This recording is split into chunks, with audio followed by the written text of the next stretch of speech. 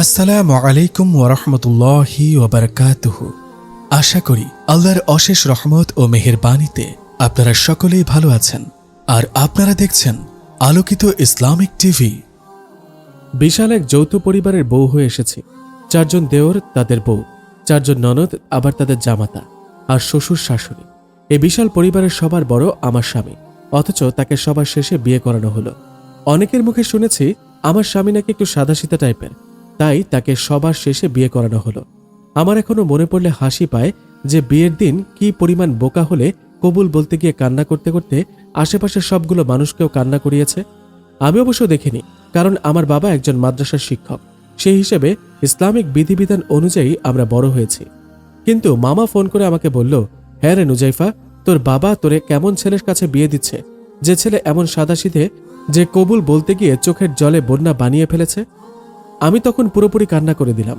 শেষ পর্যন্ত বাবা এমন একটা ছেলের সাথে আমার বিয়ে দিল, কিন্তু পরে আল্লাহর ওপর ভরসা রেখে মেনে নিলাম, কেননা তিনি যা করেন সব তো ভালোর জন্যই করেন।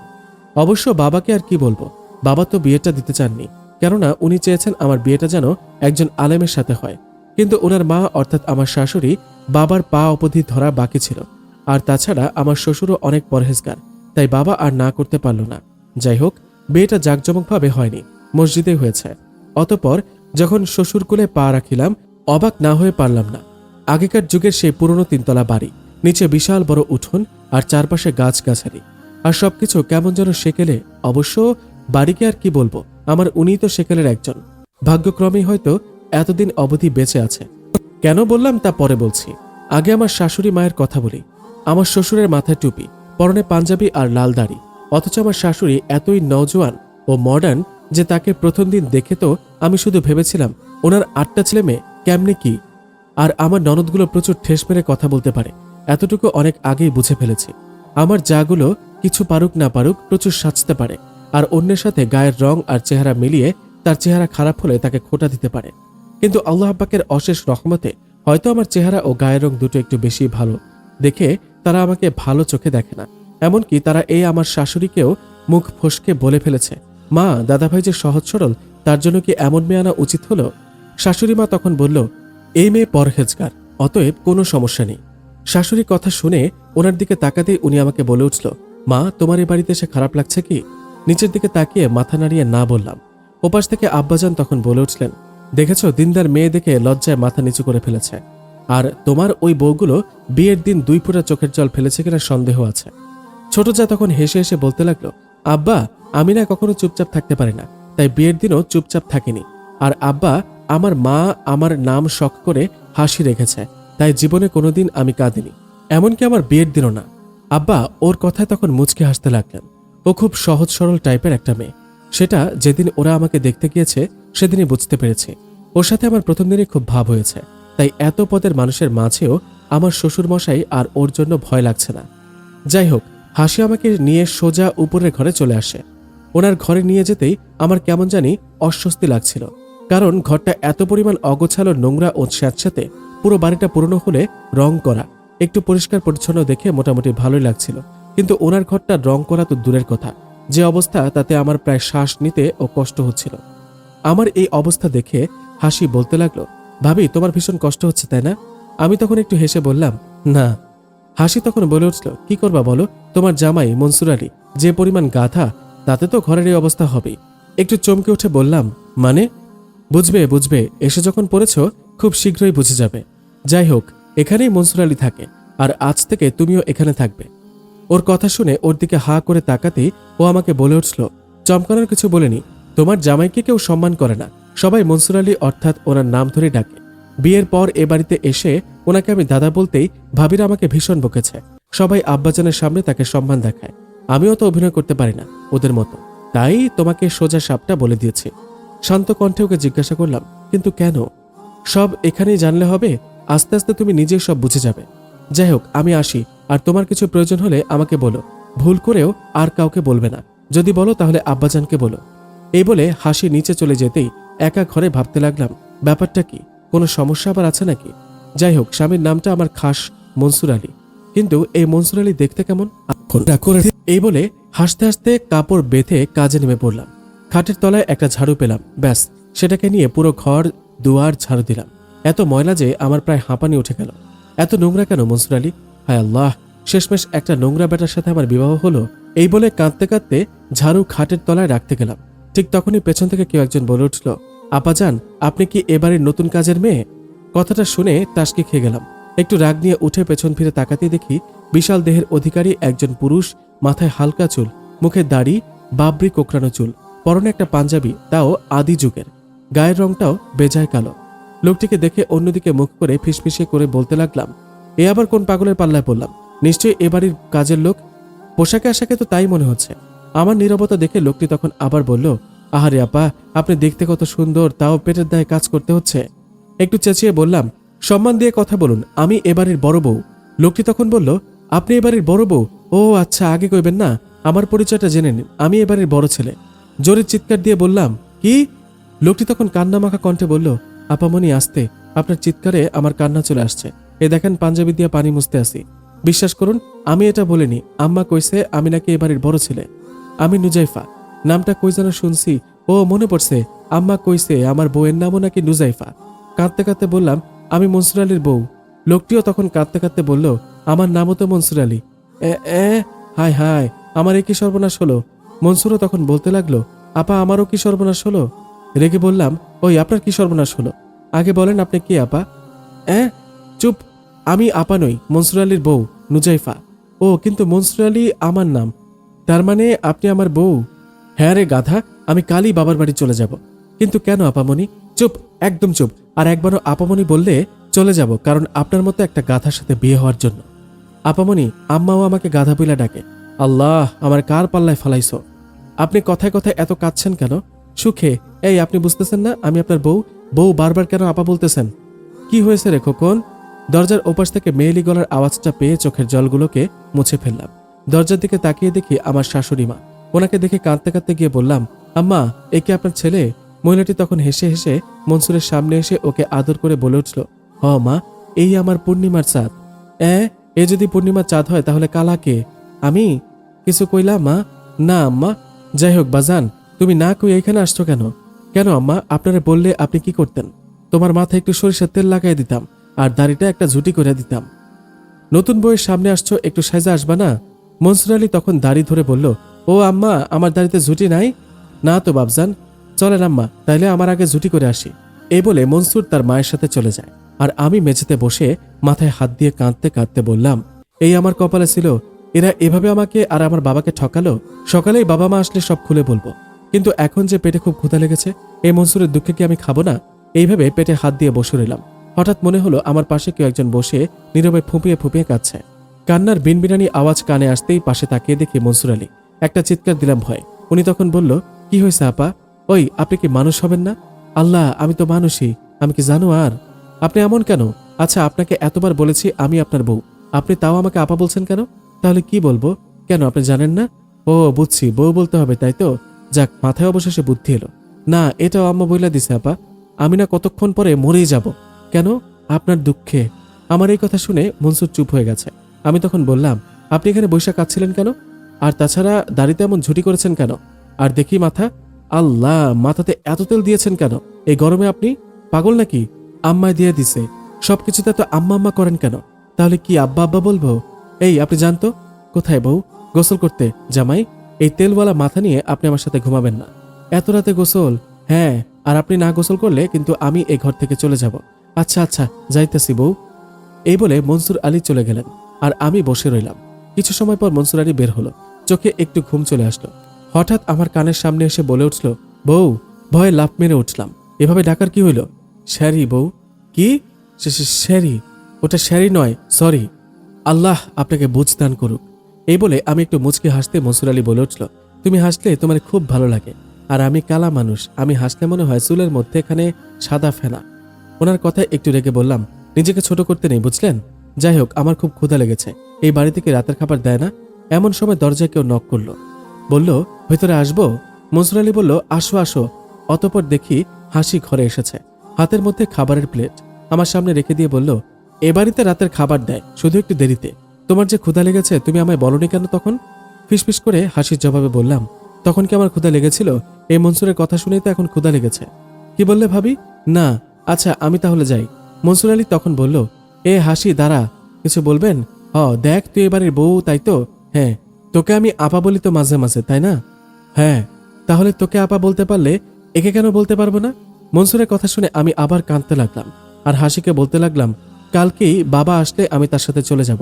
এমন একটা মাথামোটার সাথে আমি সংসার করব না। এই দেখে এমন করছো ভাবি? আর ও যে কত কাহিনী আছে, এটা তো অ থেকে ও পর্যন্ত দেখলে যে তুমি পাগল হয়ে যাবে। মনসুর তখন হাসিকে বলল, এ হাসি কি বলছিস রে তুই? কিছু না দাদা, তোমার আপাকে শুধু বলছি তুমি অনেক ভালো খেলতে পারো, অনেক ভালো করে আপা বলে ডাকতে পারো। এই বলে হাসি মুচকি মুচকি হাসতে হাসতে নিচে চলে গেল। হাসি চলে যেতে মনসুর লজ্জা মাখা মুখে আমাকে বলতে লাগলো, বউ তুমি আমার সাথে খেলবা? কি? এই আমি আপনার সাথে খেলতে আসছি, আমাকে দেখে কি আপনার খুকি মনে হচ্ছে? চলো না বউ, আমরা চোর পুলিশ খেলি। খেলবো তো, কালকে সকালে যখন আমার বাবা আসবে তখনই খেলবো। আপনি হবেন চোর আর আমার বাবা হবে পুলিশ। যাই হোক, আমার খুব ক্ষুধা পেয়েছে, আপনি খাবেন? খাবো না কেন। অতঃপর প্লেটে ভাত বাড়লাম, ওনাকে বললাম, নিন খান। অমনি রাক্ষসের মতো নিজের ডান হাত বাম হাত দুটো দিয়ে সমানে ভাত তরকারি এমনভাবে খাচ্ছে যে মনে হলো একটা 4 বছরের ছোট শিশু ওর থেকে ভালোভাবে কিভাবে খেতে হয় সেটা জানে। রেগে গিয়ে বললাম, আপনি খেতেও জানেন না? কেন বউ, এভাবে কেউ খায়? আমি তো এভাবেই খাই। মানেটা কি? আপনার আম্মা আপনাকে কিছু বলে না? আম্মা কি আর আমার খাওয়ার সময় আমার সামনে এসে বসে থাকে? ছোটবেলা থেকেই তো আমাকে এই ঘরে কেউ একজন খাবার দিয়ে যায়, তারপরে আমি কিভাবে খেয়েছি কিংবা খেয়েছি কিনা কেউ খবর নেয় না। এই বলতেই ছেলেটির দুটো চোখ জলে ঝিলমিল ঝিলমিল করছিল। তবে ছেলেটার গায়ের রং যতই কালো হোক না কেন, চেহারাটা বেশ, চেহারাটা একটা মায়া আছে। দেখলে যেন মনে হয় একটা মাটির মানুষ, খাঁটি মানুষ, কিন্তু এতটা যে বোকা, অশিক্ষিত, ঠিক করে কথাও বলতে পারে না। বাবা কি আদৌ সেটা জানে?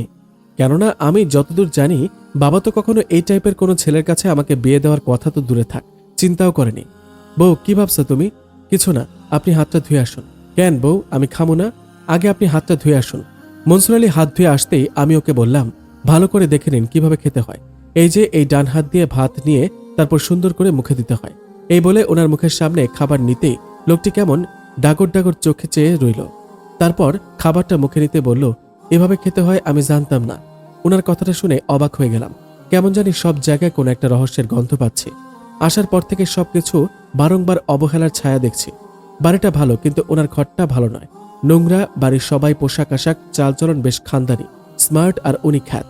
বাবার মুখ থেকে শুনেছি আমার দেওরগুলো নাকি ডাক্তার, ইঞ্জিনিয়ার, এক কথায় উচ্চশিক্ষিত, কিন্তু উনি তো আও ঠিকমতো বলতে পারে না বলে মনে হয়।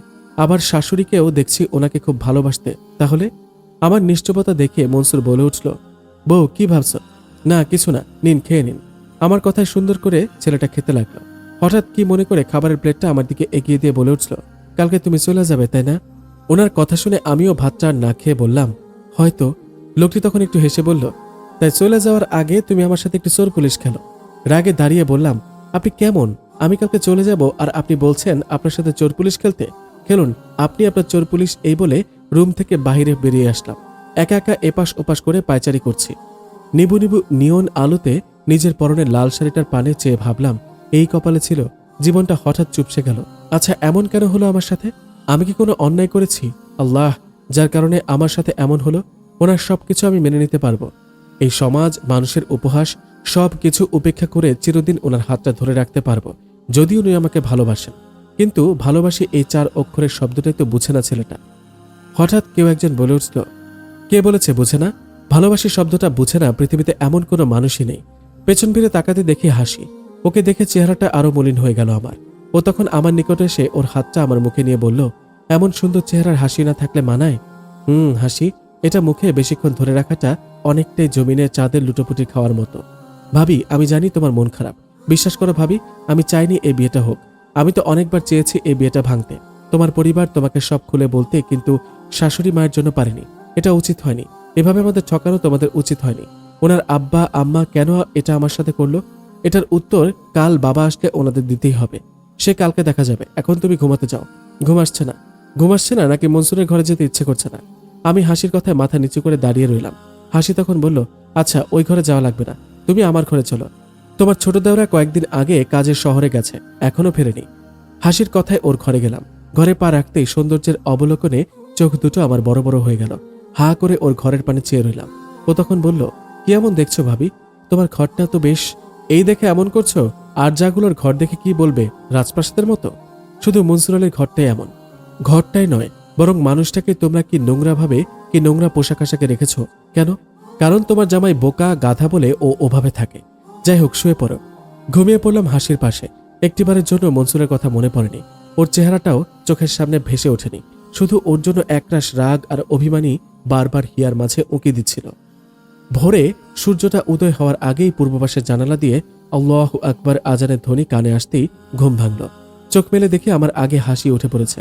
অজু করে আমার সামনে এসে মুচকে হাসি দিয়ে বলল, উঠেছ ভাবি? ওকে এত তাড়াতাড়ি উঠতে দেখে আমি কিছুটা অবাক হয়ে বললাম, এত ভোরে তুমি ঘুম থেকে উঠলে? হ্যাঁ, এটা তো এখন আমার অভ্যাসে পরিণত হয়ে গেছে। এ বাড়িতে রাত 3:30টার পরেই আমার জন্য সকাল হয়ে যায়। নামাজ আর কোরআন শরীফ পড়ে এই পুরো বাড়ির এক গাদা মানুষের জন্য আমাকে একাই সকালের নাস্তাটা বানাতে হয়। মানেটা কি? আর মানুষ? ও মা, ওদের কারো 8টা ছাড়া ঘুম ভাঙে? যাই হোক, নাও অজু করে এসো, নামাজ পড়ো। নামাজ পড়ে নিচে রান্নাঘরে হাসির সাথে আসতেই দেখে মনসুর আলী লুঙ্গি পরে মাথায় একটা গামছা বেঁধে পায়ে এক গাদা কাদা নিয়ে কোথা থেকে যেন এসে হাসির কাছে এক গ্লাস পানি চাইল। হাসিকে আমি তখন বললাম, উনি এত সকালে কোথায় গিয়েছে? হাঁটে গেছে। আমাদের জমিতে যে শাকসবজি হয়, প্রত্যেকদিন মনসুর সকাল সকাল যায় সে শাকসবজিগুলো বিক্রি করতে। কিরে হাসি, পানি দিবি না বোন? আনছি দাদা। এই বলে হাসি রান্নাঘর থেকে পানি নিয়ে ওনার দিকে যেতেই আমি বলে উঠলাম, এদিকে পানিটা দাও, আমি নিয়ে যাই। পানি নিয়ে ওনার সামনে যেতেই লোকটা একগাল হাসি নিয়ে আমাকে বলল, বউ তুমি এখনো যাও নাই? আমি তো ভাবছিলাম তুমি কালকে রাইতেই চলে গেছো। ওনার কথাটা শুনে রাগ নিয়ে ওনার দিকে তাকাতেই দেখি চোখে জল।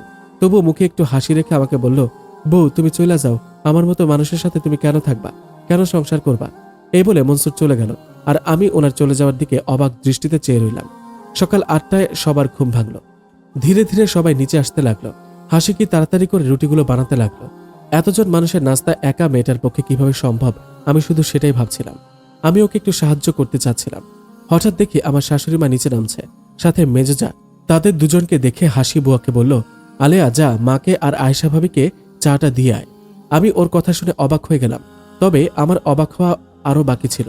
মা আর আয়েশা নিচে নেমে ডাইনিং টেবিলে পায়ের ওপর পা তুলে বসে চা খেতে লাগলো।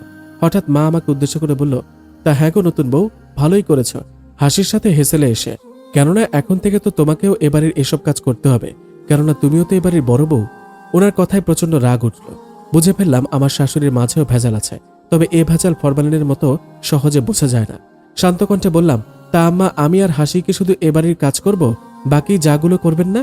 আমার কথাটা শুনে নায়িকা পপি অর্থাৎ আয়েশা বলে উঠল, কি এসেছো, এখনো একদিন হয়নি, তুমি আমাকে কাজ করতে বলছো? আমি কেন কাজ করব? তুমি জানো আমার জামাই কি? আমার জামাই পেশা একজন ডাক্তার, আর তুমি আমাকে কাজ করতে বলছো? তোমার জামাই ডাক্তার তো দূরে থাক, একটা। এমন সময় শাশুড়িমা আয়েশার মুখ চেপে ধরে ফিসফিস করে কি যেন বলল। আয়েশা অমনি চুপ হয়ে গেল।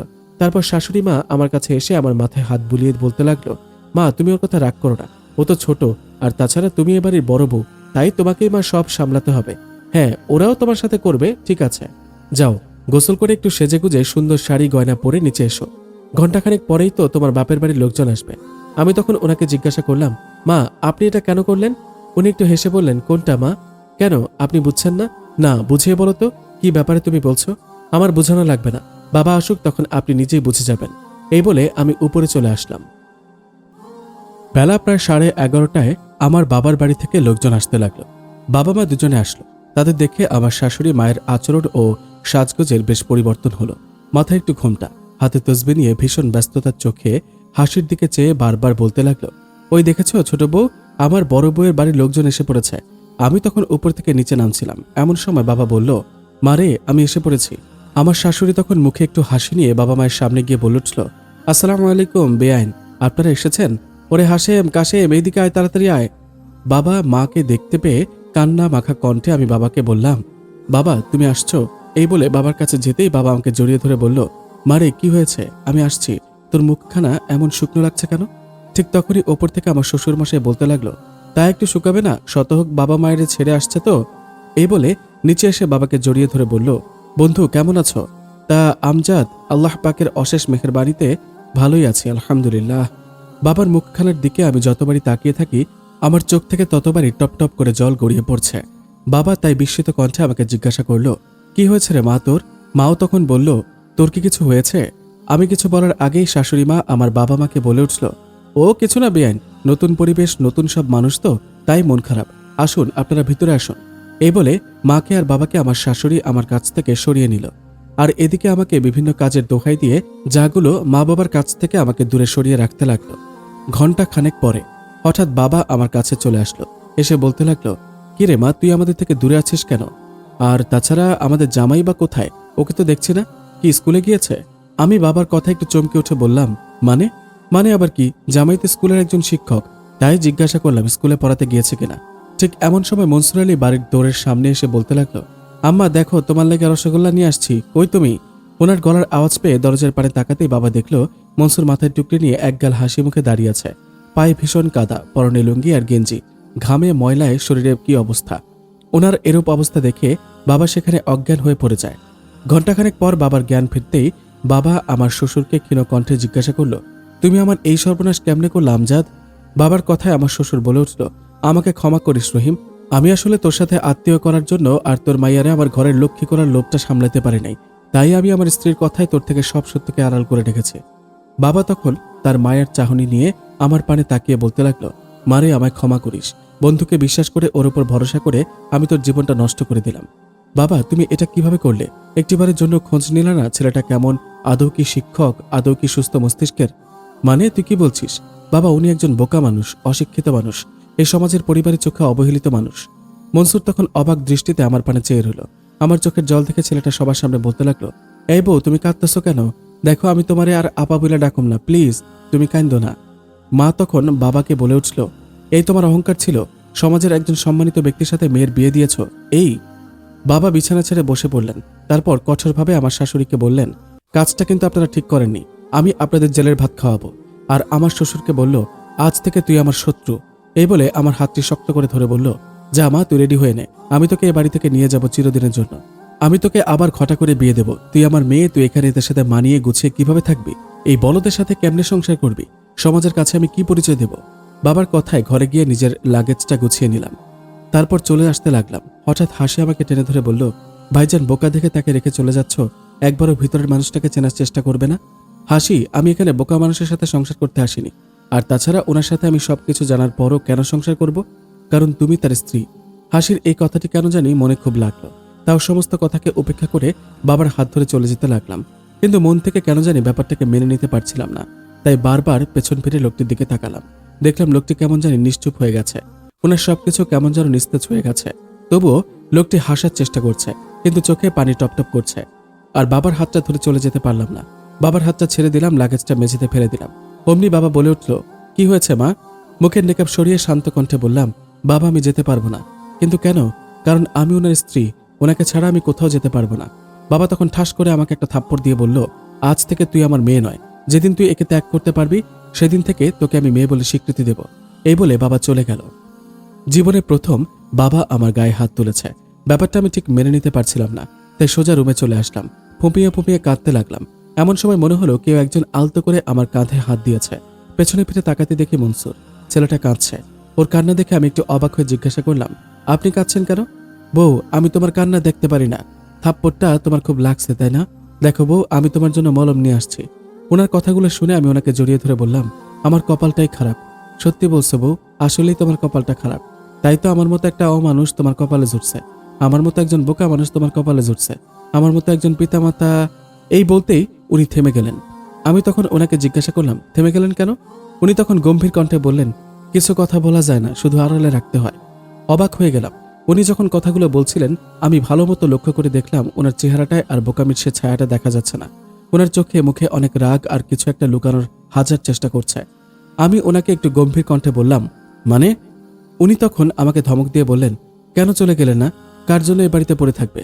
শোনো, আমার মতো মানুষকে দয়া করা যায় কিন্তু ভালোবাসা যায় না।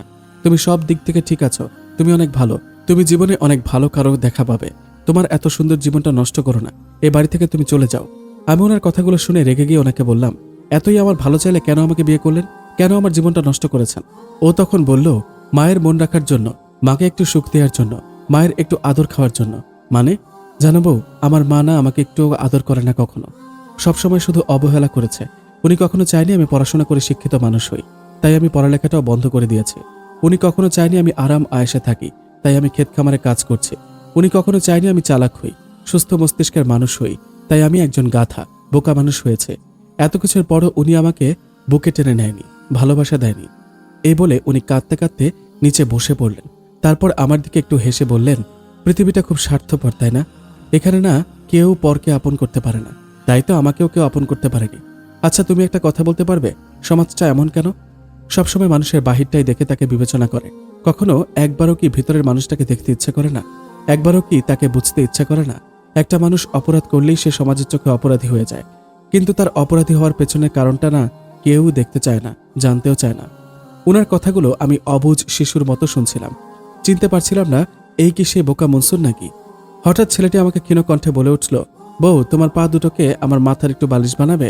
আমি একটু শান্তিতে তোমার জানুসন্ধিতে আমার আশ্রয়হীন মাথাটা রাখবো, ক্লান্তি ভরা দেহটাকে শান্তির জলে ডুবাবো।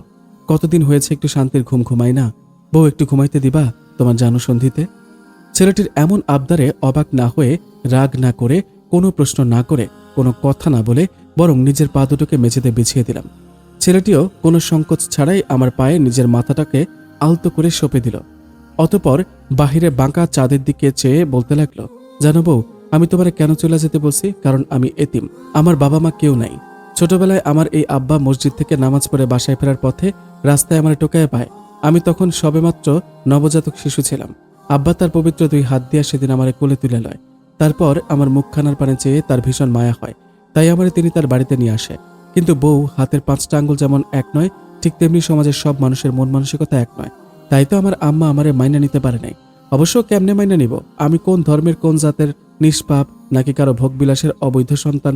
এত প্রশ্নের সম্মুখীন হইয়া কেউ কি কখনো একটা রাস্তায় কুড়াইয়ে পাওয়া সন্তান রে নিজের সন্তানের পরিচয় দিতে চায়?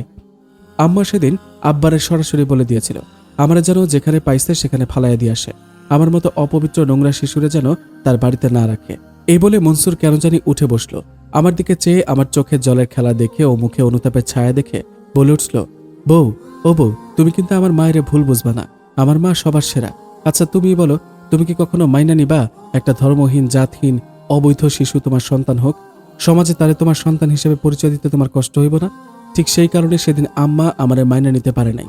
কিন্তু আমার আব্বা যে আমারে ভালোবাসা ফেলছিল, তাই তো আম্মার এত বলার পরও আব্বা আমার রাস্তায় ফালাই আসেনি, বরং শক্ত করে বুকে আগলে রেখে আম্মারে বলছে, তুমি যদি ওরে সন্তানের চোখে না দেখতে পারো, আমার দরজা খোলা আছে, তুমি চলে যাও, আমি তোমারে বাধা দিব না।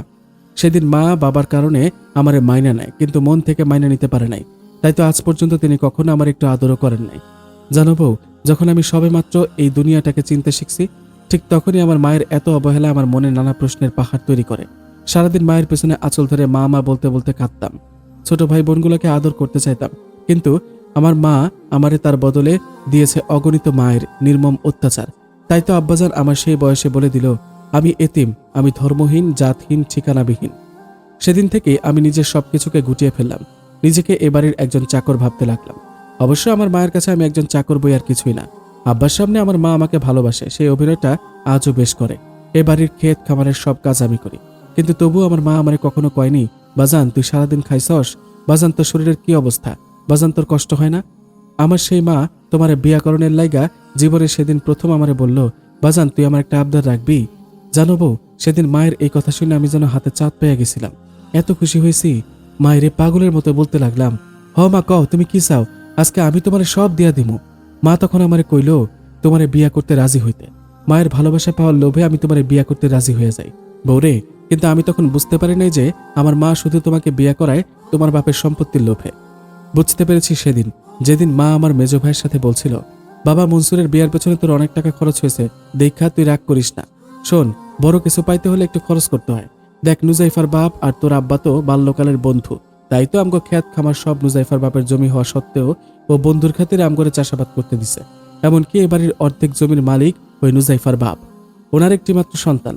বাজান রে, কোনো একটা কৌশলে এই মাইয়া যদি আমগো বাড়ির বউ বানিতে পারি, তাইলে এই সমস্ত সম্পত্তি তখন আমগো হাতে চলে আসবো। বুকের মধ্যে কষ্টটা আরো বাইরে গেল। তোমার মতো একজন লক্ষ্মী সুন্দর মাইয়া মা শুধু আমারে বিয়া করেছে সম্পত্তির লেগা, তাই তো বউ আমি তোমারে আমার প্রতি অসহ্য করতে এত বোকা হয়েছি। বউ আমি বোকা, তবে এতটাও বোকা না যে নিজের বউরে চিনব না। বউ তুমি এ বাড়ি ছেড়ে চলে যাও, সেখানে তুমি সুখ পাবা না। আর তাছাড়া আমার মতো একটা মানুষের সাথে কেমনে সংসার করবা? আমি কোন ধর্মের, আমার মা কে, বাবা কে, আমি কি আদৌ নিষ্পাপ নাকি অবহেলিত, এই প্রশ্নগুলো নিয়ে তুমি আমার সাথে কেমনে সংসার করবা? তাই আমি চাই কালকে তুমি এ বাড়ি ছেড়ে চলে যাও। মনসুরের কথা শুনে আমি তখন শক্ত করে ওনার হাতটা আঁকড়ে ধরলাম। অতঃপর বলতে লাগলাম, পৃথিবীতে সত্যিকারের ভালোবাসাকে কেউই হয়তো বুঝতে পারে না। মানুষ সবসময় মরীচিকার পেছনে ঘুরে। যদি মানুষ সত্যিকারের ভালোবাসা চিনত, তাহলে আপনার মা আপনাকে সবচেয়ে বেশি ভালোবাসত। মানুষের জীবনটা সত্যি নাটকীয়, যেটা মানুষকে বাহির থেকে বোঝা যায় না। কিন্তু আমি এই নাটকীয় জীবনে অভিনয় করতে পারি না, তাই আপনাকে সত্যি কথা বলছি। আপনার এই কথাগুলো শুনে আমার মনে আপনার জন্য শুধু দয়া, মায়া ও সহানুভূতি জন্মেছে, ভালোবাসাটা নয়। তাই তো আমার মনও আমাকে বলছে, এর মতো একটা জাতহীন ধর্মহীন ছেলের সাথে কিভাবে সংসার করবি। তাই আমি আপনার স্ত্রী হিসেবে আপনার পাশে থাকব, আর সেদিনের অপেক্ষা করব যেদিন আমার মন বলবে ও যেমনই হোক আমি ওকে ভালোবাসি। বউ হাসাইলা, দুনিয়ার সবাই স্বার্থপর, এখানে ভালোবাসাটাও নাটকীয়। ওনার কথার কোনো উত্তর দিলাম না, শুয়ে পড়লাম। বাহিরের আকাশের নিস্তব্ধতায় নিজেকে হারিয়ে ফেললাম। আধারের স্পর্শে এই কঠিন বাস্তবতার দুনিয়া থেকে একটু ছুটি নিলাম। কিন্তু সেই ছুটিটাও সৃষ্টিকর্তা দিতে চায় না বলেই আজানের সুমধুর সুরে ঘুমটা ভেঙে গেল। চোখ কচলাতে কচলাতে উঠেই দেখি উনি ঘরে নেই। বুঝতে পারলাম মানুষটা কোথায় গিয়েছে। তাই আমিও কোনো চিন্তা না করে নামাজ পড়ে সোজা হাসির কাছে চলে গেলাম। অতঃপর রান্নাঘরে গেলাম সকালে নাস্তা বানাতে। সকাল প্রায় 8:30। এক এক করে সবাই নিচে নামতে লাগলো। আম্মাজান সবার আগে রান্নাঘরে এসে উঁকি দিয়ে বলতে লাগলো, মাশাআল্লাহ, বড় বউ তুমি তো বেশ লক্ষ্মী, সকাল সকালে হেসেলে, ভালো ভালো। আমি তখন একটু হেসে বললাম, কি করব বলুন মা, আপনার জন্য এটুকু তো আমায় করতেই হবে। মানে? ও কিছু না, যান আপনারা সবাই খেতে বসুন, আমি আর হাসি খাবার নিয়ে আসছি। কিছুক্ষণ পর বাবা সহ একে একে সবাই টেবিলে গিয়ে বসলো। আমি খাবার নিয়ে সামনে যেতেই বাবা তখন বলে উঠল, দেখেছো আমার বড় বৌমা কত লক্ষ্মী। আমি তখন বললাম, কেন বাবা, আপনার অন্যান্য বৌমারা লক্ষ্মী না? ওরা তো ডাক্তার, ইঞ্জিনিয়ারদের বউ, ওদেরই তো বেশি লক্ষ্মী হওয়ার কথা। বাবা আমার কথার কোনো জবাব দিল না, কেবল আমতামতা করতে লাগলেন। আমি তখন মাকে বলে উঠলাম, তা মা, আপনি যে খেতে বসেছেন, আপনার বড় ছেলের খবর নিয়েছেন, উনি খেয়েছেন কিনা? মা তখন মুচকি হেসে বললেন, ওর আর কি খবর নিব, কাজের চাপে বাজানটা আমার খাওয়ার সময়ই পায় না। তুমি চিন্তা করো না, ও একটু পরে চলে আসবো। হঠাৎ দেখে মনসুর আলী চলে আসছে। ওনাকে দেখে কেন যেন আমার চোখ মুখ খুশিতে উজ্জ্বল হয়ে গেল।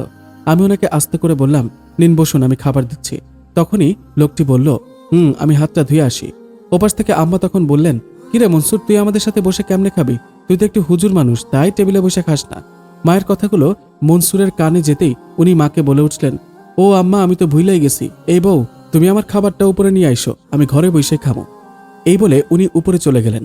মায়ের মুখের দিকে চেয়ে একটু রাগ করে আমি তখন হাসিকে দিয়ে ওনার ঘরে খাবার পাঠালাম। যাই হোক, সবার খাওয়া দাওয়া শেষে যে যার মতো চলে গেল কাজে। মা সবার আগে খাওয়া শেষ করে ঘরে চলে গেলেন। বাবা খাওয়া শেষ করে উপরে যেতেই আমি বাবাকে বলে উঠলাম, আপনার সাথে আমার কিছু কথা আছে বাবা। কি কথা মা? উপরে চলুন, তারপরে বলছি। উপরে বাবাকে নিয়ে চিলেকোঠার ঘরে যেতেই গম্ভীর কণ্ঠে বলতে লাগলাম, বাবা, আমি সব জেনে ফেলেছি। কি জেনে ফেলেছিস মা? মনসুরের ব্যাপারে। বাবা তখন মাথাটাকে নিচু করে ফেললেন, চোখ ঝাপসা হয়ে গেল। আমি তখন ওনাকে জিজ্ঞাসা করলাম, আচ্ছা বাবা, সত্যি কি আপনি জানেন না মা যে মনসুরকে মেনে নিতে পারেননি, মা যে মনসুরকে অপছন্দ অবহেলা করে? তখন বাবা হেসে বললেন, মা রে, বাস্তবতাটা বড়ই কঠিন। আমরা সবাই স্বার্থপর, নিজের স্বার্থের জন্য অনেক কিছু জেনেও না জানার ভান করতে হয়। আমিও সেটা করেই অর্ধেকটা জীবন পার করে দিয়েছি। মানে দেখো মা, সবার কাছে তাদের নিজের সন্তানেরই সবার আগে, আমার কাছেও তাই। তাই তো তোর শাশুড়ি এত কিছু করার পরও আমি ওকে কিছুই বলতে পারতাম না, বরং না জানার ভান করে থাকতাম। আমি জানতাম ও মনসুরকে অপছন্দ করে, ওর ওপর অত্যাচার করে। আমি ওকে কিছুই বলতে পারতাম না, কারণ ভয় লাগতো যদি ও আমার সন্তানগুলোকে আমার কাছ থেকে সরিয়ে ফেলে, ওদের নিয়ে চলে যায়। মারে, আমরা মানুষটা না সবাই উদার মনের, কিন্তু নিজের স্বার্থে যখন ঘা লাগে তখনই আমরা সবাই স্বার্থপর। এই বলে বাবার চোখের পানি মুছতে মুছতে ঘর থেকে চলে গেলেন। আর আমিও বুঝতে পারলাম সিনেমা আর বাস্তব জীবন এক নয়, বাস্তব জীবন বড় বেশি নাটকীয়। বাবার কথাগুলোকে মন থেকে মুছে ফেললাম, উনার কান অবধি যেন না যায়, কেননা বাবা তাকে অনেক ভালোবাসে। এই বিশ্বাস নিয়েই হয়তো ছেলেটির নতুন কোনো স্বপ্ন দেখে প্রতিদিন, তাই ওর স্বপ্নটাকে দুঃস্বপ্ন করার সাহসটা আমার হয়নি। যাই হোক, তারপর ঘরে আসলাম। এসে দেখে মনসুর না খেয়ে পাগলের মতো বসে আছে। আমাকে দেখতেই একগাল হাসি দিয়ে বলল, বউ, তুমি এতক্ষণ কইছিলা? একটু অবাক হয়ে জিজ্ঞাসা করলাম, কেন? কেন মানে? তুমি আমার সাথে খাইবা না? তুমিও তো না খেয়ে আসো। একটু হেসে বললাম, আপনি খেয়ে নিন, আমি পরে খেয়ে নিব। কিন্তু ছেলেটা আমার কথাটা শুনল না, আমাকে খাইয়ে ছাড়লো। আসলে কিছু মানুষের ভালোবাসায় স্বার্থ থাকে না, বিধায় এই মানুষগুলো সমাজের চোখে হয় বোকা আর নয় পাগল। মনসুরও তাদের দলের একজন। দুপুরবেলা মায়ের ঘরে গিয়ে দেখি মা আরাম কেদারে শুয়ে আছে। একটু শান্ত কণ্ঠে বললাম, মা, ভেতরে আসবো? মা তখন বলল, আরে তুমি আসো আসো। ভেতরে ঢুকে ওনার পাশে গিয়ে বসলাম। উনি তখন বললেন, তা আমার ঘরে? আসলে মা, আমি আপনার কাছ থেকে একটু অনুমতি নিতে চাইছি। কিসের ব্যাপারে? না তেমন কিছু না, আমি একটু আমার বাবার বাড়িতে যেতে চাই। কিন্তু কেন? না আসলে এই বাড়ির অর্ধেক জমির মালিক তো আমার বাবা, আর তাছাড়া মনসুর যে জমিতে চাষাবাদ করছে ওটা তো আমাদেরই। তাই বাবার সাথে কথা বলে আমি এই জমিগুলো মনসুরের নামে করতে চাই। আমার এমন উক্তি শুনে মহিলাটি দাঁড়িয়ে গেলেন। রেগে গিয়ে আমাকে বলতে লাগলো, মানে তুমি কি বলতে চাচ্ছ? কেন মা, আপনি কি শুনতে চাচ্ছেন? তুমি এই বাড়ির অর্ধেক মালিকানা মনসুরকে করবে? হ্যাঁ, উনি যেহেতু আমার স্বামী সেই হিসেবে আমার পর তো উনি এই সম্পত্তির মালিক হবে। এতে আপনার সমস্যা কোথায়? আমার শাশুড়ি তখন মাথাকে ঠান্ডা করে আমাকে নরম স্বরে বলতে লাগলেন, না মা, আসলে ও তো বোকা, ও এই সম্পত্তির কি বুঝবে? তুমি বরং এগুলো তোমার শ্বশুরের নামেই করে দাও। হ্যাঁ, আমার শ্বশুর এই সম্পত্তি আপনার নামে করে দেবে, আর আপনি আপনার ছেলেদের নামে করে দিবেন, তাই তো? মাঝখান দিয়ে মনসুর যেহেতু এতিম, ও এসব সম্পত্তি থেকে বঞ্চিত হবে। মানে তুমি কি বলতে চাচ্ছ? আমি সব জানি মা, আমার সাথে মনসুরকে ভালোবাসার অভিনয়টা দয়া করে করবেন না। এত নিচু মনের কেন আপনি? এত খারাপ কেন আপনি? ও, তাহলে তুমি সব জেনে ফেলেছ? ভালোই। দেখো নুজাইফা, পৃথিবীর সব মায়ের কাছে তার সন্তান আগে, তাই আমার কাছে আমার সন্তানগুলো আগে। তাই আমি মনে করি খারাপ আমি নয়, বরং খারাপ তো ওই মা যে তার সন্তানকে এভাবে রাস্তায় ফেলে রেখে চলে গেছে। খারাপ তো ওই মেয়ে যে নিজের পাপকে এভাবে একটা শিশুর উপর চাপিয়ে দিয়েছে। একটা কথা মনে রেখো নুজাইফা, এক গাছের ছাল কখনো অন্য গাছে লাগে না। তাই আমি ওকে আমার সন্তান হিসেবে কখনোই মেনে নিতে পারবো না, কখনো ওকে সন্তানের মতো ভালোবাসতে পারবো না। বুঝেছ তুমি? আরে সর্বনাশ, তার শাশুমা, এত কিছুই আপনি যদি বোঝেন তাহলে এটা বোঝেন না কেন যে একজনের সম্পত্তিতেও অন্যজনের নজর দিতে হয় না? এটাকে বদনজর বলে। অন্যজন কই? আমি তো আমার ছেলের সম্পত্তিতে নজর দিচ্ছি। কি? আরেকবার বলুন তো। ছেলে? একটু আগেই না বললেন এক গাছের ছাল অন্য গাছে লাগে না? তাহলে মনসুর আপনার ছেলে কেমনে হলো? তুমি অনেক বার বেড়েছ, আজ বাড়িতে আসুক তোমার শ্বশুর, তারপর দেখো আমি তোমার কি হাল করি। হঠাৎ বাহির থেকে কেউ একজন বলে উঠল, আম্মা। সাথে সাথে তাকিয়ে দেখি মনসুর আলী, চোখের মধ্যে পানির বন্যা। ঘরে ঢুকে আম্মার পায়ের কাছে গিয়ে বসে পড়ল। কাঁপা কাঁপা কণ্ঠে আমার শাশুড়িকে বলতে লাগলো, আম্মা তুমি কোনো চিন্তা করো না, আমি এই সম্পত্তি তোমার নামেই দিব। মনসুরের এমন কথা শুনে আমার শাশুড়ি যেন আকাশের চাঁদটা হাতে পেয়ে গেছে। আমার দিকে চেয়ে বারবার মুচকে আসতে লাগলেন। আমারও মেজাজটা গরম হয়ে গেছে হাবলাটার ওপর। আল্লাহ বোধহয় এনার চোখে পদ্মা যমুনার সব পানি এনে ঢেলে দিয়েছে, তাই এত কাঁদতে পারে। সোজা মায়ের সামনে গিয়ে শক্ত করে মনসুরের হাতটা ধরে মায়ের নিচ থেকে ওনাকে উঠালাম। তারপর জোর গলায় বললাম, আরে কার পায়ে নিচে পড়ছেন? এনাকে যদি আপনার কলিজাটা ভুনা করে খাওয়ান তাও বলবে লবণ কম হয়েছে। যত্ত সব। বউ তুমি এমনি কইবে না, আমার মা কষ্ট পাক, আমি এমন কিছু করব না। একদম চুপ। আজ থেকে আমি যা বলবো তাই হবে। কাল থেকে এ বাড়িতে সবার সাথে টেবিলে বসে আপনি খাবার খাবেন, আর ক্ষেত খামারের কাজ করবেন না, সব ছিঁড়া জামা কাপড়ও পরবেন না। আর এ বাড়ির অর্ধেক মালিকানা আপনিই হবেন, আর এটাই আমার শেষ কথা। এই বলে ওনার হাতটা শক্ত করে ধরে ওনাকে ঘরে নিয়ে আসলাম। আর আমার শাশুড়ি দাঁড়িয়ে লুচির মতো কেবল ফুলতেই লাগলেন। ঘরে ওনাকে নিয়ে আসতেই ছোট বাচ্চাদের মতো এমনভাবে কাঁদতে লাগলো যে আর সহ্য করতে না পেরে মুখের ভিতরে একটা গামছা ঢুকিয়ে দিলাম।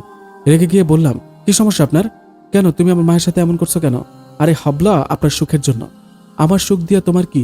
তুমি তো আমারে ভালোই বাসো না। ও বাবা, এতটা ভালো বুঝো? না বাসি না তো, তবে একদিন তো বাসবো, তাই আগে থেকে তোমার সুখ চাচ্ছি। এই একদিন আসার আগেই দেখবা আমি হয়তো দুনিয়া থেকে নাই। ছি, এসব বলতে হয় না। যাই হোক, আপাতত আপনি শুয়ে একটু ঘুমান। আল্লাহ, আমি ঘুমাইলে কাজে যাইব কে? মানে আমি বললাম না আপনি আজ থেকে এসব কাজ করবেন না? কিন্তু বউ, কোনো কিন্তু না, ঘুমিয়ে পড়ুন। ও আর কোনো কথা বলল না, নিশ্চুপভাবে শুয়ে পড়ল। আর আমি অনিমেষভাবে ওর মুখ পানে চেয়েছিলাম। রাতে বাবা বাড়িতে ফিরতে মা নালিশ জানালো, ফলে বিরাট এক বৈঠক বসলো। এই বৈঠকের প্রধান আসামি ছিলাম আমি, তাই বিশাল জনসভার সামনে আমি মুখ নিচু করে দাঁড়িয়ে রইলাম। সবাই গোমরামুখী হয়ে বসে রইলেন। সবাই আমার বিরুদ্ধে, কেবল মনসুর আর হাসি ছাড়া। তাদের দল ভারী করতে আমার শাশুড়ি মা ইতিমধ্যে তার 4টা মেয়ে ও মেয়েদের জামাইকে শ্বশুর ঘর থেকে নিয়ে এসেছে। আমার মেজ দেওরার প্রথম এই বিশাল জনসভায় ভাষণ দিলেন। হ্যাঁ আব্বা, কি বউ আনছেন আপনি? এ নাকি পরহেজগার হুজুরের মেয়ে, তাহলে শাশুড়ির মুখে মুখে কথা বলে কেন? অমনি ননদগুলো বলে উঠল, আবার এতই পর্দাশীল যে তোদের সামনেও আসতেও মুখ ঢেকে আসে। তা এতই আল্লাহ ভীরু হলে শাশুড়ির সাথে এমন আচরণ কেন করলো? আমি কিছুটা শান্ত কণ্ঠে বললাম, শাশুড়ি যদি আমার স্বামীর ওপর অত্যাচার করে তাহলে আমি কেন মুখ ঘুচে থাকবো? আর তাছাড়া ধর্মের কোথায় পেয়েছেন পরহেজগার হলে অন্যায়ের প্রতিবাদ করা যাবে না? আমার শাশুড়ি অমনি রেগে গিয়ে উঠে দাঁড়ালেন। সেজো যা তখন বলতে লাগলো, দেখেছেন কি মেয়ে, দুদিন না যেতে মুখে মুখে তর্ক করছে। একে বউ করার জন্য আপনি এত উথাল পাতাল হয়েছেন মা?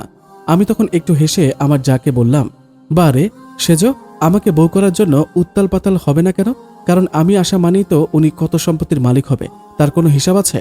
সবার বকা ঠেস মেরে কথাগুলো শেষে আমার শ্বশুরমশাই এবার আমাকে বলতে লাগলেন, বউ, আমি তোমার থেকে এটা আশা করিনি। তুমি এত বিগড়ে যাওয়া মেয়ে আমি কল্পনাও করিনি। বাবা, আমিও তো আপনার কাছ থেকে এটা আশা করিনি। ভেতরে ভেতরে আপনিও যে নিজের স্বার্থটাকে বুঝেছেন আমিও সেটা কল্পনাও করতে পারিনি। কথাটা আমি শেষ না করতেই হঠাৎ মনসুর আমার সামনে এসে ঠাস করে আমাকে একটি থাপ্পড় মেরে দিল। থাপ্পড়টা এতটাই জোরে ছিল যে তার কারণে আমি প্রায় নিচে পড়ে যেতে লাগলাম। ঠিক সেই সময় হাসি এসে আমাকে ধরল। জোর গলায় মনসুরকে বলতে লাগলো, দাদা ভাই, আপনি কি পাগল হয়ে গেছেন? আপনি ভাবির গায়ে কেন হাত তুলেছেন? হাসির কথা শেষ না হতেই ছোট দেওরা তখন এসে ওর চুল টেনে ধরে ওকে উপরে নিয়ে যেতে লাগলো আর বলতে লাগলো, অন্যের চামচাগিরি করা আমি আজকে তোর ঘুচিয়ে দেব। আর আমি মেঝেতে তখন বসে রইলাম। বাবা তখন বলতে লাগলো, আমার মুখের ওপর কথা বললে মনসুর ঠিক এভাবেই তোমাকে শাস্তি দেবে, কথাটা মনে রেখো। আর হ্যাঁ, কাল কোথায় যাবে তুমি? কার দাপট তুমি তোমার শাশুড়ি মাকে দেখিয়েছ। আরে তোমার বাবা তোমাকে গ্রহণ করলে তো সম্পত্তি দেবে। সেদিন যাওয়ার সময় কি বলে গেছে মনে নেই? এই বলে বাবা চলে গেলেন আর সবাই আমার দিকে চেয়ে বিজয়ের হাসি হেসে নিজেদের কাজে চলে গেল। মনসুর আমার পাশে বসেছিল, কিন্তু তবুও তখন নিজেকে পৃথিবীর সবথেকে বড় অসহায় মনে হয়েছিল আর মনসুরকে সবথেকে বড় অপরাধী ও খারাপ লোক মনে হয়েছিল। আস্তে আস্তে অনেক কষ্টে দাঁড়ালাম। মনসুর সাহায্য করতে চেয়েছে, কিন্তু ওকে ফিরিয়ে দিলাম। ওর পানে ঘৃণার চোখে চেয়ে বললাম, তোমার মতো ছেলের এদের লাথি ঝাঁটা খাওয়াই উচিত। আসলে তুমি ভালোভাবে থাকার যোগ্যই না। এই বলে ঘরে চলে গেলাম আর মনসুর বাড়ি থেকে বের হয়ে যায়। রাত প্রায় 1টার দিকে মনসুর বাড়ি ফেরে। ঘরে ঢুকতে দেখলো আমি বাহিরের পানে চেয়ে বসে আছি। ওকে দেখা মাত্র আমি ওর সামনে গিয়ে বললাম, এতক্ষণ কোথায় ছিলে? ও মাথাটাকে নিচু করে রাখলো, চোখ মুখ ফুলে গেছে। একটু ধমকের সুরে আবার জিজ্ঞাসা করলাম, এতক্ষণ কোথায় ছিলে? বাহিরে। কেন? আমার প্রশ্ন শুনে ও কাঁদতে কাঁদতে মেঝেতে বসে পড়ল।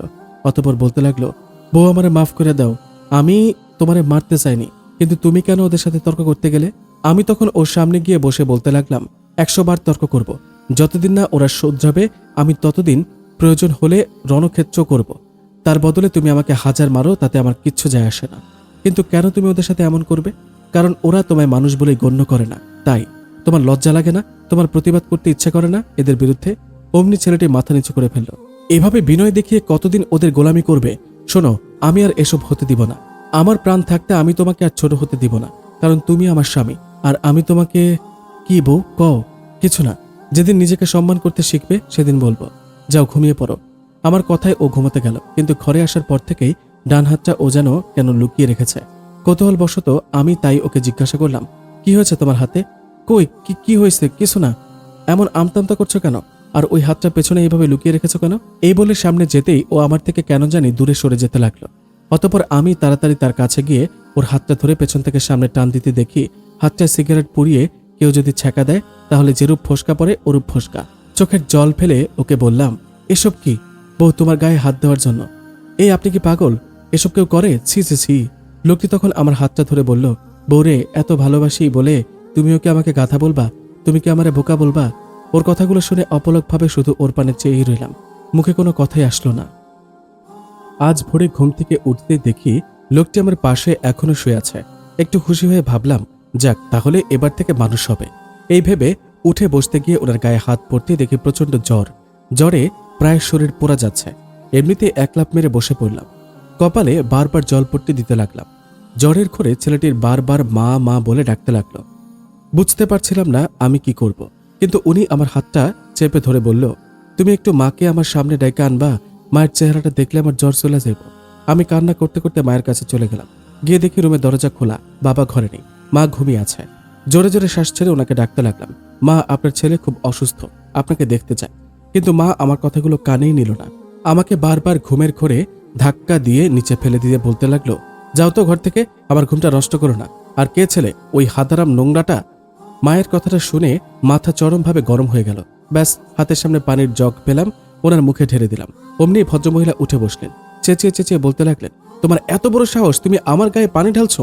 দাঁড়াও, আজকে তোমাকে দেখাবো তোমার কি হাল করি আমি। ওই মনসুরের বাপ কই গেলা? অমনি আমি মুখ চেপে ধরে বলতে লাগলাম, ছেলে হিসেবে স্বীকারই করছেন না, আবার মনসুরের বাপ বলে ডাকছেন। এখন যদি আমার সাথে মনসুরের কাছে না যান তাহলে আজকে আপনাকে এভাবে মুখ চেপে মেরে ফেলব। আমার শাশুড়ি মা তখন আকার ইঙ্গিতে বুঝিয়ে দিল যে তিনি আমার কথাতে রাজি। অতঃপর আদরের সহিতে ওনাকে নিয়ে মনসুরের ঘরে আসলাম। ওর মাথার পাশে গিয়ে বসে বললাম, মনসুর, দেখো তোমার মা এসেছে। ছেলেটি অমনি যেন চোখে সর্ষে ফুল দেখল। মায়ের দিকে তাকিয়ে হাসি মুখে আস্তে আস্তে বলতে লাগলো, মা, তুমি আইসো? কিন্তু আমার শাশুড়ি মায়ের এসব কথাতে আমার মন গলে না। ওনার মন দিয়ে যদি কেউ বাড়ি করতো তাহলে বোধহয় ঘূর্ণিঝড়েও তা ভাঙত না। মহিলাটি মনসুরের কোনো কথার জবাব দিল না। আমি তখন মনসুরকে বললাম, আর কত নিজেকে ছোট করবা? দূর বউ, মায়ের কাছে কাকুতি মিনতি করাকে ছোট হওয়া বলে না। মহিলাটি তখন বলতে লাগলো, হয়েছে বাবা, আর ঢং করা লাগবে না। তোমার বউ আমাকে যেভাবে টেনে হেঁচড়ে নিয়ে এসেছে তাতে আমি যে কতটা কষ্ট পেয়েছি তা তুমি বুঝো? আল্লাহ, শাশুড়ি মা, আপনি আবার কষ্টও পান? আমি তো জানতাম আপনার চামড়া গন্ডারের। বউ, আমি অমনি মাথা নিচু করে ফেললাম। তুমি আমার মায়েরে কি কইলা? তোমার না বলছি আমার মায়েরে একদম কষ্ট দিবা না? তুমি কেন এমন করছো? কারণ উনি তোমাকে কষ্ট দেয় তাই। মনসুর, তুই আর তোর বউয়ের ভালোই ঢং করতে পারিস। এই বলে শাশুড়ি মা চলে গেলেন। মনসুর তখন কাঁদতে কাঁদতে বলতে লাগলো, বউরে, আপন মা হইলে তো এভাবে ছেড়ে যেতে পারতো না। তাহলে বুঝো, আপন মা না দেখেই চলে গেছে। ঠিক তেমনি আমি তোমার আপন বউ দেখে তোমার পাশে আজীবন থাকবো। বউতে আবার আপন পর আছে, এটা তো ভালোই বুঝো। মনসুরের অসুস্থতার কারণে আজ আর রান্নাঘরে গেলাম না। সকালের নাস্তাটা হাসি একা হাতে বানাচ্ছে কিনা খবরও নিলাম না। কিন্তু আমি কেন আজ হেসেলে যাইনি সেই খবর নিতে ইতোমধ্যে আমার ননদগুলো আমার ঘরে চলে এসেছে। ব্যাস, ইচ্ছে মতো বকুনি দিয়ে বললাম, এ বাড়ির অর্ধেক মালিকানা আমি ও মনসুর, সুতরাং এ বাড়িতে আমি একা কেন কাজ করব? ননদগুলো এই কথাটা গিয়ে আমার শ্বশুরের কানে লাগিয়েছে। তবে শ্বশুরমশাই কেন যেন আমাকে জিজ্ঞাসা করার সাহসই পায়নি আমি এটা কেন বলেছি। যাই হোক, সকাল 8:30টায় মনসুরকে নিয়ে নিচে নামলাম। জ্বরটা আপাতত নেই বললেই চলে, তাই আজ থেকে নতুন মিশনটা সকাল সকালেই শুরু করলাম। সোজা মনসুরকে নিয়ে টেবিলে বসলাম। স্যার প্রথমে না বসার জন্য অনেক তালবাহানা করেছিল, কিন্তু পরে আমার গরম চোখের দিকে চেয়ে বসে পড়ল। ও টেবিলে বসতেই সবাই যেন মোমের পুতুলের মতো হয়ে গেল, হা করে ওর দিকে চেয়ে থাকলো। মা তখন বাবাকে বলল, মনসুরের বাপ, দেখো এই মেয়ের কি সাহস। হ্যাঁ, তাই তো দেখছি। নুজাইফা, তুমি কেন মনসুরকে এখানে নিয়ে আসলে? তুমি জানো না ও টেবিলে বসে খায় না? আর তাছাড়া ও নাকি অসুস্থ, ওর উচিত না এখানে বসে থাকা। বাবা, ও এখানে বসে থাকতে আসেনি, খেতে এসেছে। আর তাছাড়া আপনি আবার ওর খবরও নেন। বাবা মা আর হাসিবাদে সবাই দলে দলে চেয়ার থেকে দাঁড়িয়ে গেল আর বলতে লাগলো, ওর মধ্যে একটা জাতহীন ধর্মহীন ছেলের সাথে একই টেবিলে বসে আমরা খাবো না। আমি তখন একটু মুচকি হেসে বললাম, ঠিক আছে, কোনো সমস্যা নেই, আমি আর মনসুরই বসে খাই। নাও, মনসুর খেতে থাকো। মা তখন বললেন, জিদ করে কাজ নেই, সবাই খেতে বসো। ব্যাস, সবাই আর কোনো উপায় না পেয়ে মনসুরের সাথে খেতে বসলো। আমি সেদিন প্রথম মনসুরকে সব থেকে বেশি খুশি হতে দেখলাম, প্রাণ খুলে হাসতে দেখলাম, কিন্তু সেই হাসিটা বেশিক্ষণ টিকিয়ে রাখতে পারলাম না। দুপুরবেলাও মায়ের ঘরে যায়। মায়ের সামনে বসে বলে, মা, সকালের ব্যাপারটা তুমি আমার উপর রাগ করছো? মা তখন ওকে বলল, তুই কেন আমার ঘরে এসেছিস? যা এখান থেকে। না, আমি যাব না। আগে বলো, তুমি কি আমার উপর রাগ করছো? আমার শাশুড়ি তখন ঘর থেকে বের হয়ে নিচে নামতে লাগলেন। মনসুর তাও ওনার পিছু পিছু আসতে লাগলো আর বলতে লাগলো, মা, তুমি আমার উপর রাগ করছো? মা তখন মনসুরকে রাগের মাথায় এক ধাক্কা দিয়ে বলে, তুই আমাকে আজ থেকে মা ডাকবি না। ধাক্কাটা দেওয়ায় মনসুর নিচে পড়ে যায় এবং হাঁটুতে চরমভাবে ব্যথা পায়, কিন্তু ছেলেটা সহসা সে ব্যথাটাকে লুকিয়ে ফেলল। চুপচাপ অনেকক্ষণ সেখানে বসে রইল।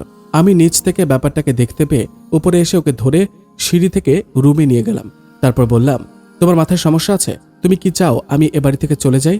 ও তখনও কোনো কথা বলল না, কেবল নিচের দিকে তাকিয়ে রইল।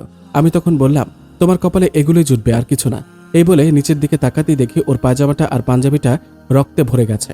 একটা চিৎকার দিয়ে বললাম, এ কি অবস্থা? সাথে সাথে ড্রয়ার থেকে ব্যান্ডেজ আর তুলা নিয়ে পরিষ্কার করতে ওর কাছে যেতেই ও আমাকে বলল, লাগবে না, আমি একাই পারবো। মানে? দেখে আমাকেও দেখতে দাও। তোমার পক্ষে একা পারা সম্ভব না। সম্ভব, তুমি যখন ছিলে না তখন তো আমি একাই ছিলাম। আজ যা হয়েছে সব তোমার জন্যই হয়েছে। ওর এই কথাটা শুনে আমি অবাক হয়ে ওর দিকে চেয়ে রইলাম। চোখের জল ফেলে বলতে লাগলাম, কি বললে? বউ, তুমি এই ঘর থেকে যাও, আমাকে একটু একা থাকতে দাও। ওর কথায় অভিমান করে আমি ঘর থেকে বেরিয়ে গেলাম। আসলে ও আমাকে কখনোই বুঝবে না, ওর কাছে আমি কিছুই না। ওর জন্য এই বাড়িতে কেন পড়ে থাকবো? ও তো আমাকে ভালোই বাসে না। এই ভাবতে ভাবতে হাসির কাছে চলে গেলাম। সূর্য যখন অস্ত গেল ঠিক সেই সময় মনসুর হাসির ঘরে আসলো। ওকে দেখে আমি রেগে গিয়ে ঘর থেকে বের হয়ে গেলাম। হাসি তখন ওকে বলল, কষ্ট দিয়েছেন না? এবার আপনার দায়িত্ব ওর রাগটা ভাঙার। চিলেকোঠার ঘরের সামনে গিয়ে দাঁড়িয়ে রইলাম। হঠাৎ ছেলেটি আমার সামনে এসে আমার হাতটা শক্ত করে ধরে বলল, ক্ষমা করে দাও। এই বলে কপালে একটা চুমু দিল।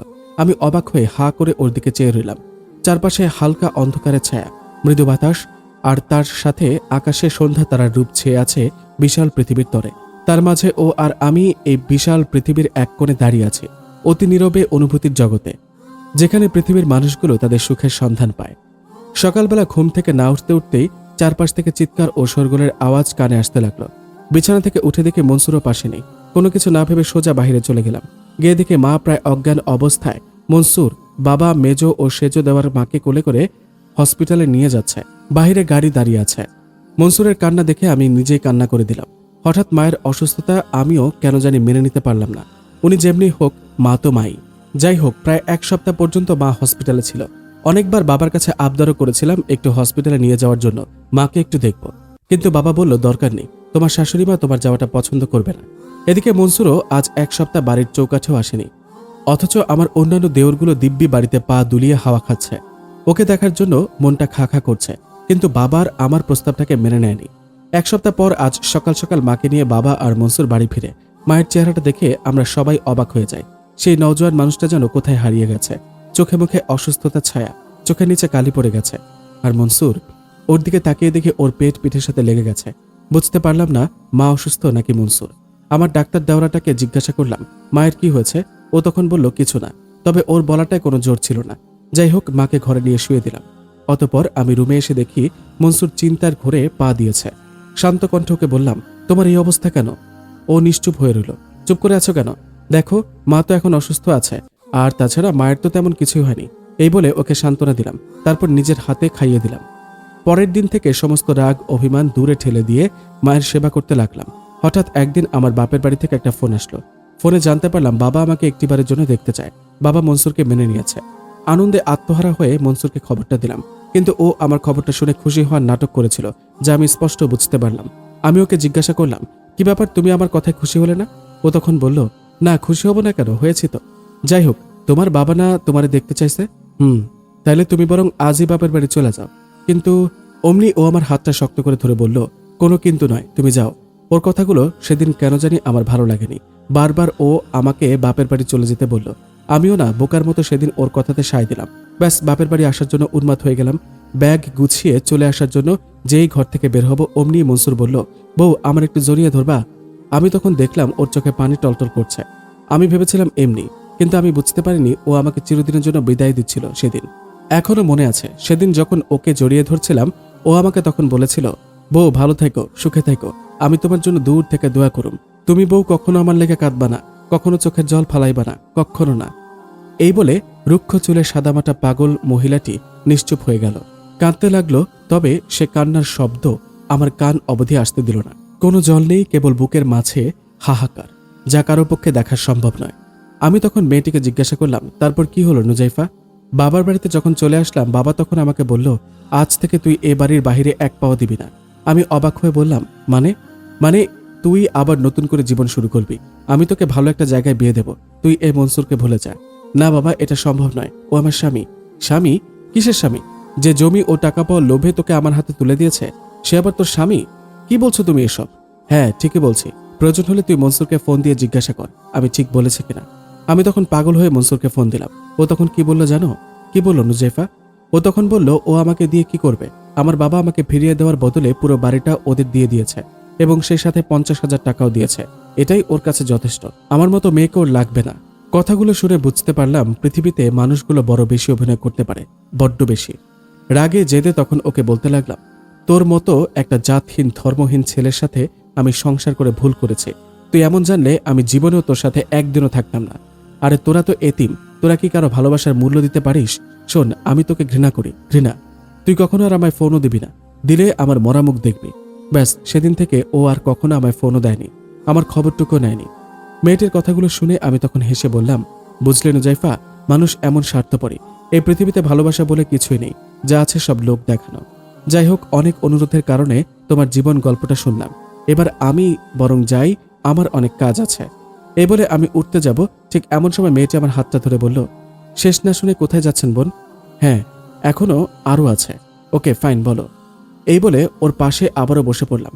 নুজাইফা তখন ক্ষীণ কণ্ঠে বলতে লাগলো, সেদিনের পর থেকে প্রতিদিন বারান্দা দিয়ে রাস্তার দিকে তাকিয়ে থাকতাম সেই মানুষটার জন্য, কবে সে আসবে আর আমায় নিয়ে যাবে। টুপটাপ বৃষ্টির দিনে ছাদে বসে থাকতাম চোখের জলটা লুকানোর জন্য। বৃষ্টির পানিতে ভিজে নিজের কষ্টগুলোকে দূর করতাম। একটা সময় দূরও হয়ে গেল। বুকের ভেতরে মনসুরের জন্য জমানো ভালোবাসাটা রোজ রাতে চোখের জলে বালিশ ভিজিয়ে চাপা দিয়ে দিলাম। ওকে ছাড়া অনায়াসে 6টা মাস কাটিয়ে দিলাম, আর ওর কথাও ধীরে ধীরে ভুলে যেতে চেষ্টা করলাম। এদিকে বাবা আমার বিয়ে ঠিক করে ফেলল। ছেলে ভিনদেশী, বিরাট বড়লোক, তার সাথে ধার্মিকও বটে।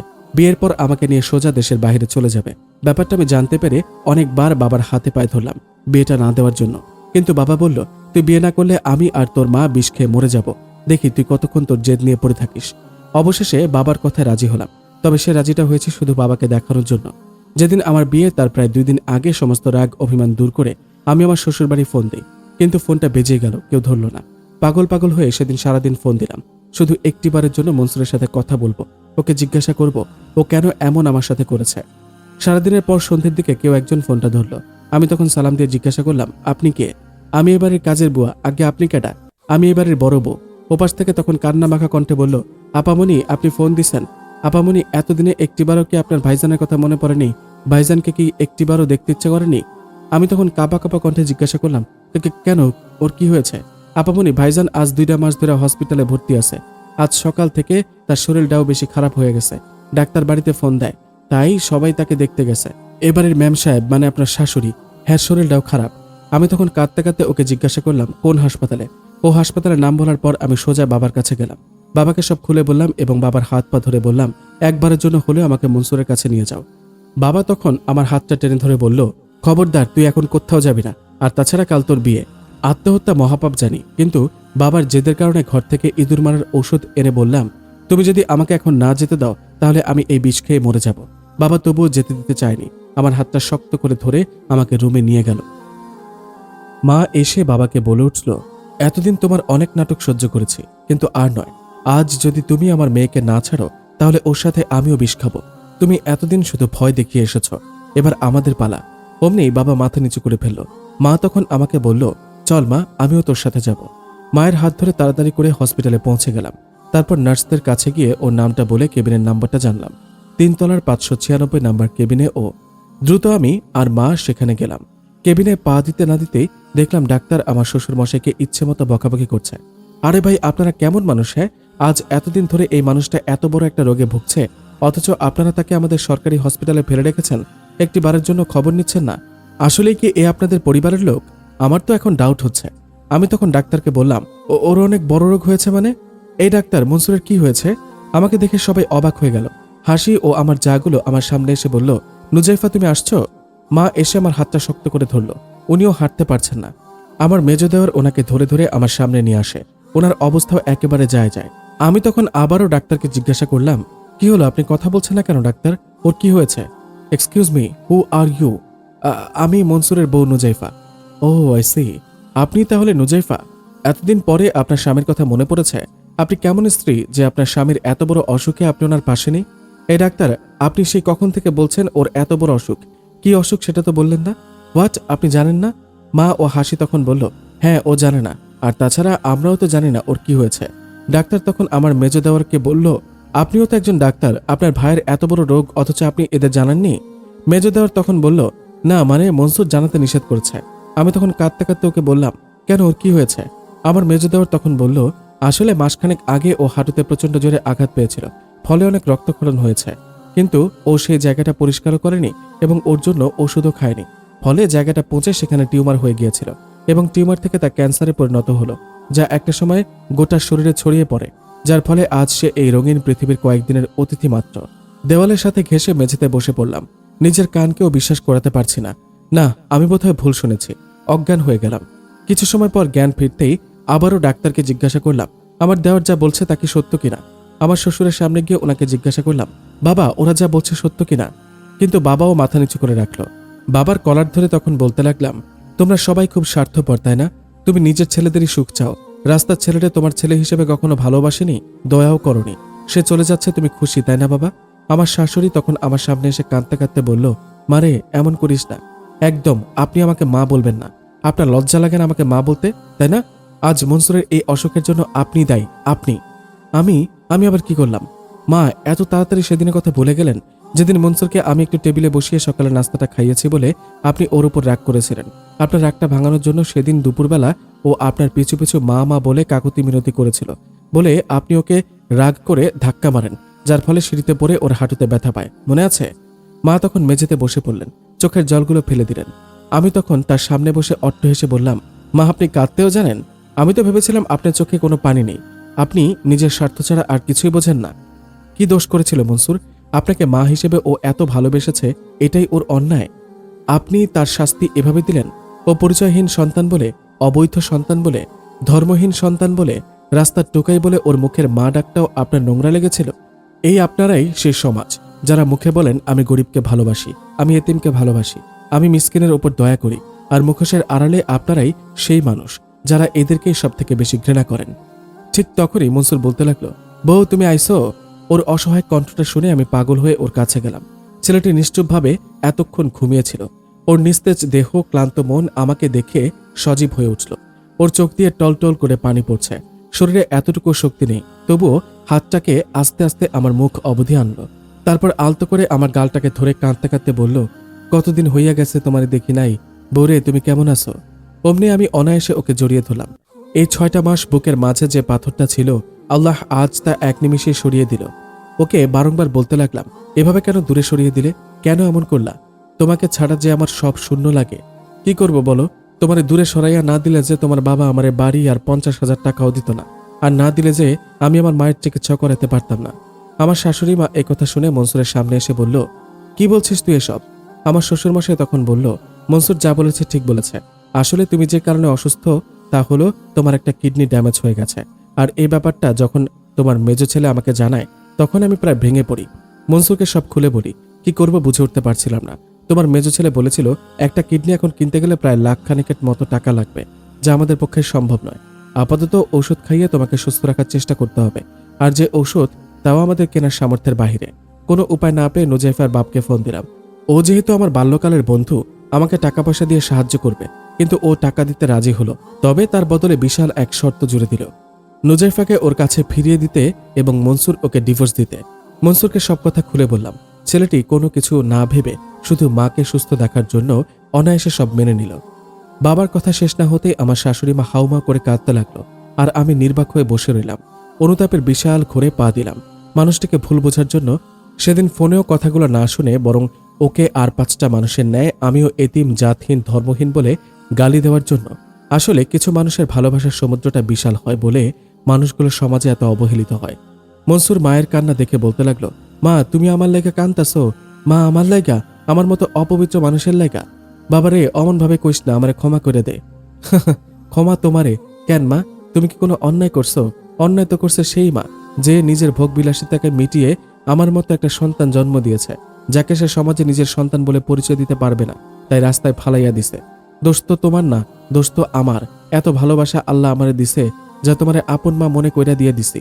আসলে মা তোমার এত ভালোবাসি বলেই সেই ছোট্ট কাল থেকে তুমি আমার যা কইছো আমি হাবলার মতো শুধু তাই মানছি। কেন জানো? তোমার একটু ভালোবাসা পাওয়ার লোভে।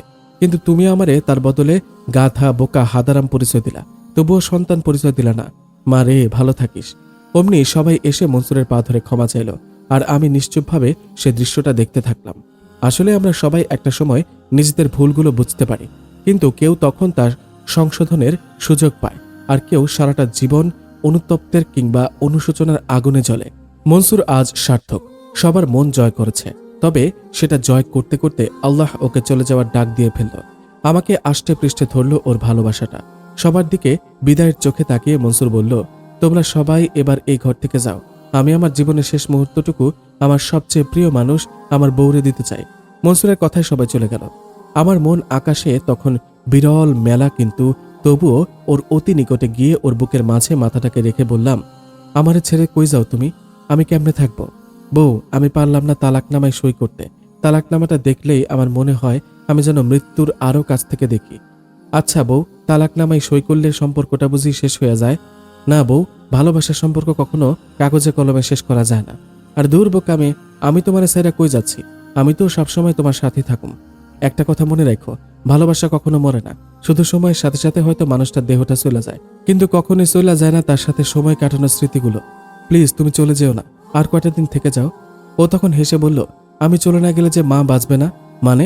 এসব কথা বাদ দাও। আজ সারাটা রাত তুমি আমার বুকে মাথা রাখো। আমি আমার শেষ নিঃশ্বাসটা তোমারে আঁকড়ায় ধরে ছাড়তে চাই। একটু শান্তির ঘুম ঘুমাইতে চাই। এই স্বার্থপর পৃথিবী থেকে বিদায় নিতে চাই। শক্ত করে দুহাত দিয়ে ওর দেহটাকে আঁকড়ে ধরলাম, যাতে সৃষ্টিকর্তা ওকে আমার কাছ থেকে কেড়ে নিতে না পারে। নিবু নিবু নিয়ন আলোর সাথে সারা রাত তাকিয়ে রইলাম, যাতে ও আমাকে ছেড়ে যেতে না পারে।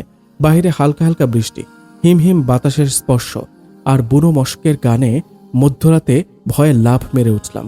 হাসতে হাসতে ওকে বললাম, মনসুর তোমার ঠান্ডা লাগছে না? এই নাও, চাদরটা গায়ে দাও। বাইরের চাঁদটা তখন হেসে বলল, মরা মানুষের আবার কিসের ঠান্ডা? চলে গেল। আমাকে ফাঁকি দিয়ে সেদিন ও চলে গেল। পারলাম না আপু, আমি ওকে ধরে রাখতে পারলাম না। কেবল অনুতাপের ভার বয়ে চলেছে আজও। কেন সেদিন ওকে বুঝলাম না? কেন আরও একটু আগেই এভাবে প্রতিবাদ করে বাবার কাছ থেকে চলে আসলাম না? কেন ওকে নিয়ে এই স্বার্থপর মানুষের ভিড় থেকে দূরে চলে গেলাম না? মানুষটা খুব রহস্যময়, ওর রহস্যের গভীরে কেউ যেতে পারবে না। তাই তো আমিও যেতে পারিনি বলে বুঝতে পারিনি ওর সেই কথাটা। আমি চলে না গেলে মা বাঁচবে না। বুঝতে পেরেছি পরের দিন যখন ডাক্তার আমাকে বলল উনি মরে যাওয়ার আগে ওনার কিডনি দুটি উনি ওনার মাকে দান করে গিয়েছেন। ছেলেটি নিজেকে মহান করে রেখে চলে গেল। ও মারা যাওয়ার 2 দিন পর আমার শাশুড়ি মায়ের অপারেশন হয়েছে। ওনাকে যেদিন দেখতে গিয়েছি সেদিন ওনাকে বললাম, আচ্ছা মা, ও তো জাতহীন, ধর্মহীন, অবৈধ, তাহলে কি করে ওর সাথে আপনার রক্তের গ্রুপ মিলে গেল? কি করে আজ ওর কিডনি দুটো আপনার শরীরে প্রবেশ করিয়েছেন? মা, এখন তো আপনি যে জাতহীন, ধর্মহীন হয়ে গেলেন। মা, এখন আপনি কি করবেন? সারাটা জীবন ওর মতো অবৈধ সন্তানের কিডনি নিয়ে আপনি বাঁচবেন? মা তখন সবকিছু জানতে পারে। সেদিন থেকে আজ অবধি আমার শাশুড়ি বেঁচে আছে, তবে না বাঁচারই মতো। অনুতাপের আগুনে জ্বলে এই পৃথিবীতে হয়তো তার দেহটা আছে, কিন্তু মানুষটা কবেই নিঃশেষ হয়ে গেছে। এই বলে মেয়েটি চুপ হয়ে গেল। বড় বড় নিঃশ্বাস ছাড়তে লাগলাম।